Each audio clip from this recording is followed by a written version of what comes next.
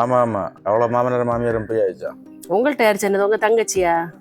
அவள் எப்படி சொல்லுவா கள்ளி? அவள் சொல்லணும் செய்யல. ஏன்னா ஃப்ரெண்ட் ஒரு ஆள் அவளுக்கு வீட்டு பார்த்துட்டு உண்டு, அந்த ஆள் சொல்லிதான் எனக்கு தெரியும். மாமி மாமாயும் பையாச்சா? இல்லை இல்லை எங்கே உண்டு, இனி பையனை விரட்டி தள்ள வேண்டியதான். சரி நான் பரவா கூப்பிடு, என்ன அவங்கள விரட்டி தள்ளி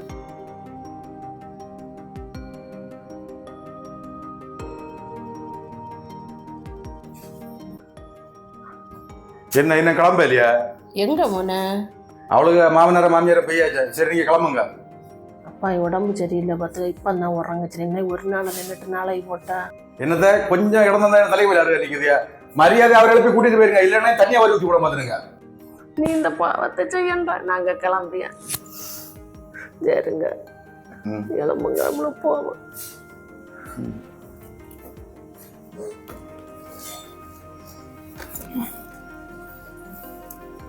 எங்க நம்ம மோளு கேட்டுருப்போம்.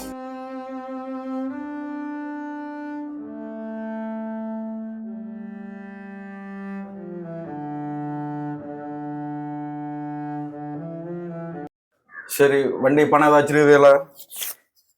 என்கிட்ட சில்லற இல்லையே, 500 ரூபா தான் இருக்கு, அது என்ன செலவு இருக்கு. சரி 2 ரூபா சும்மா இருக்குது, அப்படி எப்படி நடந்து போங்க. ஞாபகம் உண்டு இல்ல? 6 மாசத்துல 2 மாசம் அங்க நின்று இருக்குதுயா. இனி 4 மாசமும் 1 வாரம் கூட உண்டு. அது முடியாம இங்க வந்தியச்சில இறங்கி ஓட விட்டு வரட்டி போடுவேன். நல்ல ஞாபகம் வச்சிருங்க.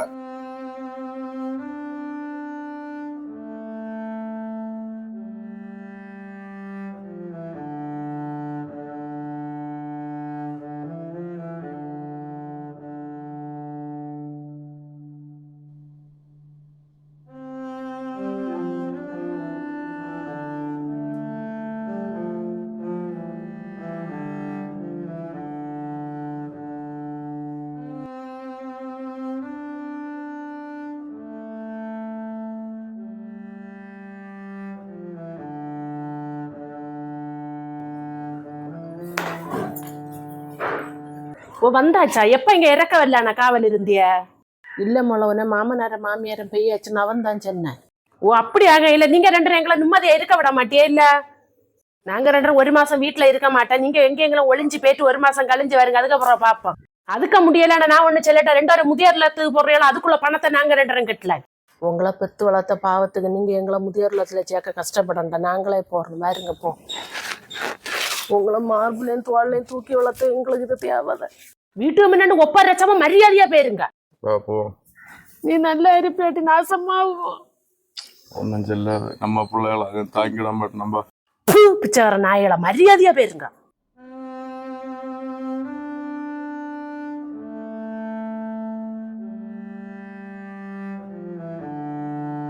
ஏன் நம்ம பிள்ளை நம்ம 2 பேரும் அங்கேயும் போட்டு அலை கழிச்சிட்டு இருக்கேன்.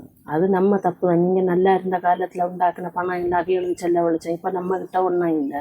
அந்த டைம் 5 லட்சம் ரூபாய் பேங்க்ல போட்டு வச்சிருந்தாலும் சொத்தோட நவிய பேர்ல எழுதி வச்சாட்டாலும் நான் பாக்கி இப்ப வாடி வந்திருப்பேன். இல்ல நம்ம செய்ததான் தப்பு. பிள்ளைய நம்மளை பார்த்துக்கிட்டோம்னு நினைச்சுதானே எல்லாம் அவங்களும் செய்தான். இப்படி நடு தெருவில் விட்டுட்டு போகணும்னு நினைச்சு கூட பார்க்க.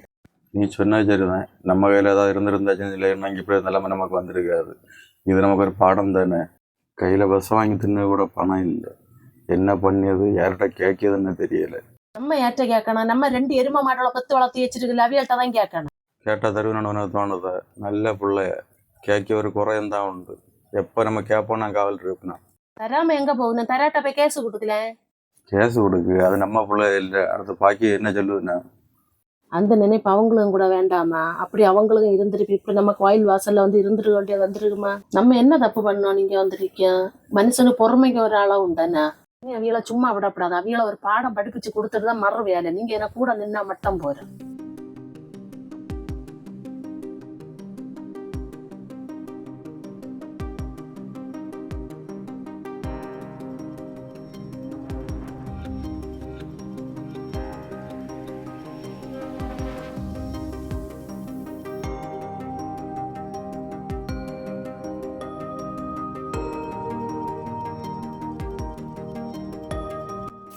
உங்கள்கிட்ட எத்தனை இடத்துல புரியாத திருப்பி இறக்கியா வந்தியா?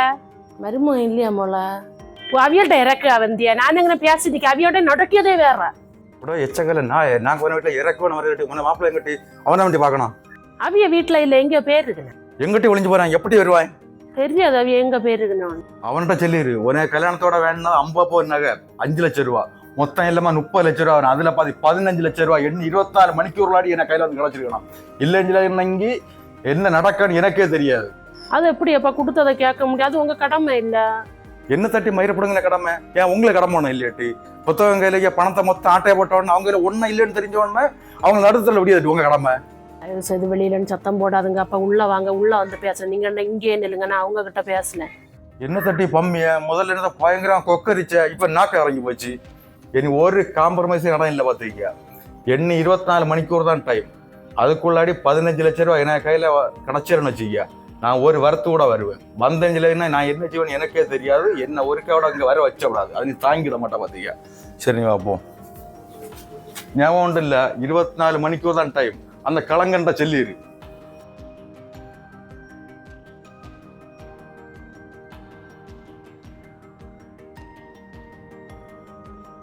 ஹலோ, என்ன சொல்லு. அப்பாவும் அம்மாவும் அங்க வந்துடுமா? இங்க வரல, ஏன் ஏதாவது பிரச்சனையா? இங்க வந்து சண்டை பிடிச்சிட்டு போயிருக்கு. வரதட்சணை தந்ததுல பாதி வேணும். ஏன்னா என்ன பண்ணியதுன்னே தெரியல. என்னத்த வரதட்சணையில பாதியா? நீ என்ன சொன்ன? நான் என்ன செல்லகு, நான் ஒன்றும் செல்ல இல்லை. இனி அவைய கிட்ட இப்படி செல்லியதோ என்னதோ, இனி ஒன்ன தேட்டு தான் வருவேன்.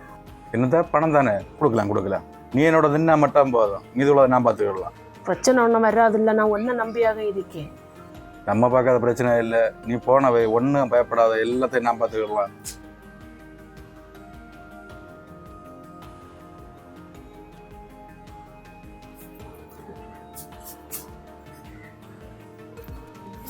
திரும்ப வந்தாச்சா? உங்களுக்கு வெக்கமான சூடு சொரண ஒன்றும் இல்லை. 2 பேருக்கு நேத்தையில உங்களை வீட்டில் விரட்டி விட்டேன். ஏன் அவன் வீட்டில் ஏத்த இல்லையா?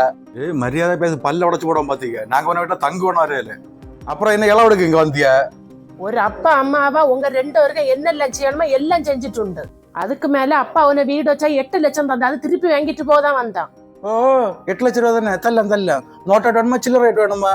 சாக்குதான் கொண்டு வந்து எல்லாம் வாங்கிட்டு போகு. மக்களை உண்டாக்கி விட்டா மட்டும் போதாது, அவங்களுக்கு வேலை ரெடி பண்ணி வீடு வச்சு எல்லாம் கொடுக்க வேண்டிய உங்க கடமை. ஒரு உழுப்பம் இல்லாத தந்த பைசா திருப்பி வந்துருக்குது. உங்களுக்கு வெக்கமான சூடு சொல்ற ஒன்றும் இல்லையா? ஒரு அப்பா அம்மாவா செய்ய வேண்டிய கடமை எல்லாம் நாங்க செய்துட்டோம். நீங்க என்னல செய்திய? கையில இந்த பணத்தை எல்லாம் வாங்கிட்டு எங்களை நடுத்தருவுல விட்டிய இல்ல? இதெல்ல பிள்ளை அப்பா அம்மா செய்ய வேண்டிய கடமை. கூடுதல் டயலாக் அடிச்சா வாங்கின பணத்தால அப்ப 2 பேரும் பணத்தை வாங்கிட்டு தான் போய் இல்லை. நான் இப்போதான் நோட் அடிச்சு மேல தட்டை மேல உணர போட்டிருக்கேன். கொஞ்சம் உணரட்டு, கொஞ்சம் வெயிட் பண்ணுவீங்களா? உணர்ந்தவரன்னு அப்படியே பிறக்கி சாக்குல கட்டி தந்து விடல. அவள்கிட்ட போய் கேட்டியா? இல்ல. ஆமா, அவளுக்கு 50 பவுன் 5 லட்சம் ரூபாய் கொடுத்துரு. அவளுக்கு அதுக்குள்ள தேவை ஒண்ணும் இல்லை. அவள்கிட்ட 15 லட்சம் கேட்டுருக்கு. ஆமா அவள்கிட்ட நீங்க கண்டிப்பா வேண்டும். அவ கண்டிப்பா தரேன் செய்வா. பெத்த பாவத்து வேணுமே 500 1000 தரல. வாங்கிட்டு அப்படியே ஓடி போயிருங்க. அடுத்த கொஞ்ச நாள் இந்த ஏரியா பக்கம் கண்டப்படாது. அப்படின்னா நீ தரமாட்டோம் இல்ல?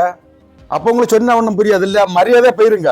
அப்பா அவனை 8 லட்சம் ரூபாய் தந்துட்டுண்டாங்க, அது திருப்பி அங்க எங்களுக்கு தெரியும். ஓ வாங்குய வரம்ப ஒரு பெரிய ஒரு சாக்கம் கொண்டு வாருங்க. என்ன இவன்ட பேசி பிரோஜனம் இல்லை. இவன்ட நீ எப்படி வாங்கணும்னு என்ன தெரியும்? பாருங்க நம்மளுக்கு போ.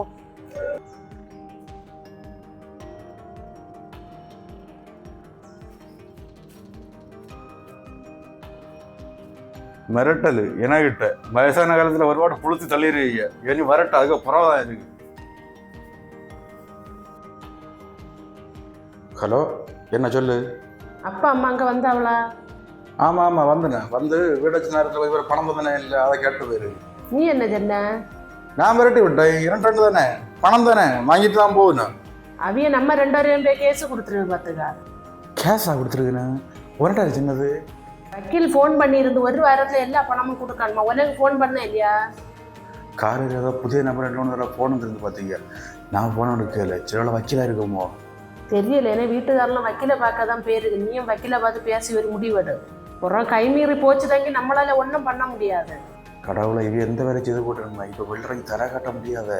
இது இப்போ இதுவரை செலவு பண்ண பணம் மொத்தத்தையும் வட்டியோட கேட்டு வருவோம்.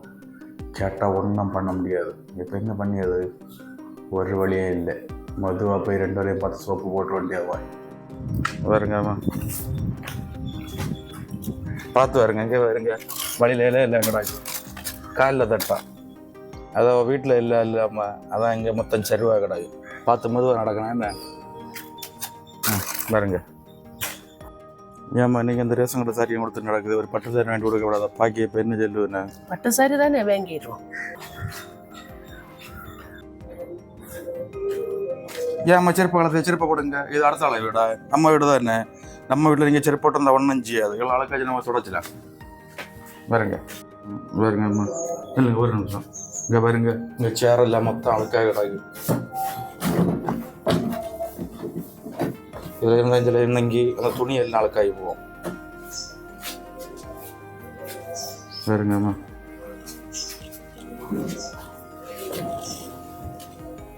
மோன அப்பா அங்க வெளியில நிக்குது. அப்பா தானே, நான் போய் கூட்டிட்டு வரேன்.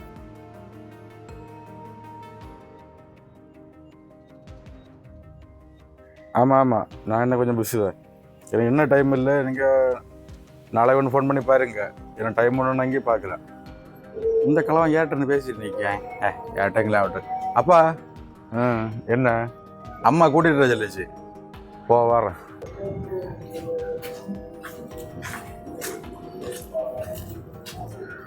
அப்பா யார்கிட்டயும் ஃபோனில் பேசிட்டு நிற்கிது, இப்போ வாரம் சொல்லிச்சு. உங்களுக்கு எப்படி டீ போடட்டா? வேண்டாம் மோன. டீ வேண்டாம்னா வேண்டாம், நான் ஒரு சர்வத்து விலைக்கு கொண்டு வரேன். கொஞ்சம் ஐஸ் போட்டுக்கிட்டாம, அப்போ கொஞ்சம் ஜில்லுன்னு இருக்கேன், நல்ல சூடாக இருக்குது பார்த்தீங்களா? அது உனக்கு இஷ்டம் மோன, உன என்ன பண்ணணுமோ அதை செய். சரி அம்மா.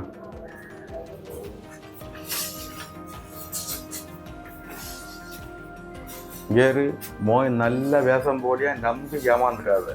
நானா அவன் எங்க வர போறான்னு பாப்போன்னு சொல்லிதான் நான் ஒன்னும் சொல்லல. ஆமா, உங்களுக்கு போன்ல யாரு?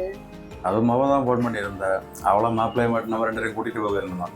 இனி நம்ம 2 பேரும் அங்கதான் நிக்கணும்னு சொல்லிட்டு உருவி வழியா இருந்துட்டு. அதுக்கு நீங்க என்ன சொன்னீங்க?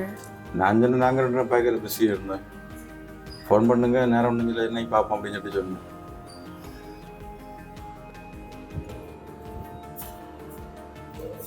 நம்ம சர்வத்து 2 பேரும் குடிங்க.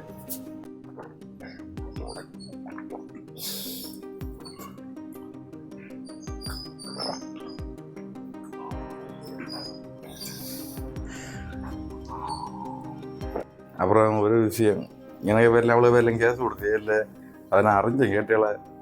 சரி, உங்கள் பேர்லையும் தப்பு இல்லை, இப்படி சுற்றுவதில் யாராக இருந்தாலும் இப்படி தான் செய்வேண்ணே. என்ன இருந்தாலும் சொந்த பிள்ளை இல்லை, நீங்கள் எப்படி கேஸ் கொடுக்கலன்னா சரி, நீங்கள் அறியாமல் ஒரு தப்பு பண்ணிட்டிய. நாங்கள் 2 பேரும் அந்த தப்பை மன்னிச்சுக்கிட்டோம். இனி அந்த தப்பை நீங்கள் செய்யக்கூடாதுன்னு நாங்கள் மன்னிக்காத உங்களை வேற யாரு மன்னிச்சு. அப்புறம் எங்கள் 2 பேர் பேரில் கொடுத்த கேஸ் வித்ட்ரா பண்ணிடுங்க. வெளியில் யாரும் இங்கே அறிஞ்சதுன்னு என்ன சொல்லுங்க, நம்ம குடும்பத்தில் நாளைக்காது. அதுக்கு பேர் நம்ம நமக்கு உடனே கேஸை வித்ட்ரா பண்ணிடுவோம். ரொம்ப சந்தோஷம். இப்போ தான் மனசு கொஞ்சம் நிம்மதி ஆயிடுச்சு. என்ன இருந்தாலும் அப்பா அம்மாவுக்கு பிள்ளைகளை மேலே அன்பு இல்லாமல் இருக்குமா? ஆனால் வெளியில் பார்க்கணும் என்னத்தெல்லாம் செய்ய தெரியுமா, இந்த கேஸை மட்டும் ஒன்று முடியட்டு, அதுக்கப்புறம் தான் இருக்கு அவ்வளோ நாடு ஒன்று நெஞ்சம் பிரிச்சுட்டு நடக்குது. அது சரிதான் மோன, நீ முதல்ல அப்பா கிட்ட 8 லட்சம் ரூபா கொடு, அதுக்கப்புறம் கேஸை தீர்த்துடல. அப்படின்னா 8 லட்ச ரூபா தந்தால் தான் நடக்கும், இல்லைன்னா ஒன்றும் நடக்காது. இல்லை அது அப்படிதான் மோனே, நீ எப்போ 8 லட்ச ரூபா தாரு நம்ம உடனே கேஸை முடிச்சு விட்டுருவோம். அப்போ 8 லட்ச ரூபா வேணாம், இந்த என்கிட்ட அவ்வளோ பணம் ஏது, என்கிட்ட ஒரு 4 லட்ச ரூபா இருக்குது பார்த்துருங்க, அதை தரேன். நீங்கள் தயவு செய்து கேஸ் ஒன்று முடிச்சு விட்ருங்க.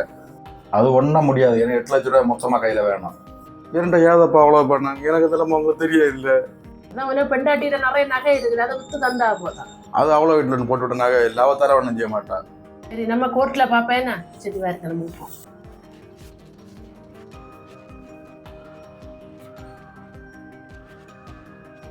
கொஞ்சம் நில்லுங்க. சரி, 8 லட்ச ரூபா தானே, நான் தரல, இந்த கேஸ் ஒன்று முடிச்சு விட்ருக்கேன். ஏன்னா வெளியில் இறக்கி தலை காட்ட முடியாது. இப்ப இல்ல பணம் இல்லைன்னு சொன்ன, இதான் கண்டு வந்தது. அது நான் என் ஃப்ரெண்டோட கேட்டேன் பார்த்துருங்க, அவன் பணத்தை தரலான்னு சொல்லிட்டு சொன்னேன். தயவு செய்து அந்த கேஸ் ஒன்று முடிச்சு விட்ருக்கேன். எங்களுக்கு பணம் கிடைச்சாவது நாங்க கேஸை முடிச்சு விடல. நீ நல்ல ஞாபகம் வச்சுக்க, உனக்கு அப்பா அம்மா நீ எப்படி பாக்குதியோ அதே போல உனக்கு பிள்ளை ஒன்ன பார்க்க நல்ல ஞாபகம் வச்சுக்க.